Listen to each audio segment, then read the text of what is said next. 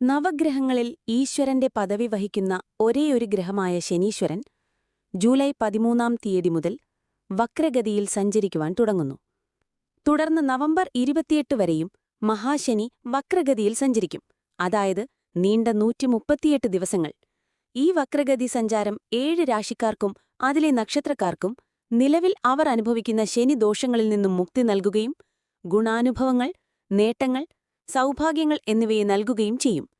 മേടക്കൂറിൽ വരുന്ന അശ്വതി, ഭരണി, കാർത്തിക, കാൽ, മിഥുനക്കൂറിൽ വരുന്ന മകയിരം, അര, തിരുവാതിര, പുണർദം, മുക്കാൽ, ചിങ്ങക്കൂറിൽ വരുന്ന മകം, പൂരം, ഉത്രം, കാൽ, കന്നിക്കൂറിൽ വരുന്ന ഉത്രം, മുക്കാൽ, അത്തം, ചിത്തിര, ആദ്യ പകുതി, ധനുക്കൂറിൽ വരുന്ന മൂലം, പൂരാടം, ഉത്രാടം, കാൽ, കുംഭക്കൂറിൽ വരുന്ന അവിട്ടം, അര, ചതയം, പൂരുരുട്ടാതി, മുക്കാൽ, മീനക്കൂറിൽ വരുന്ന പൂരുരുട്ടാതി, കാൽ, ഉത്രട്ടാതി, രേവതി എന്നിവയാണ് ആ 7 രാശിക്കാരും അതിലുൾപ്പെടുന്ന നക്ഷത്രങ്ങളും.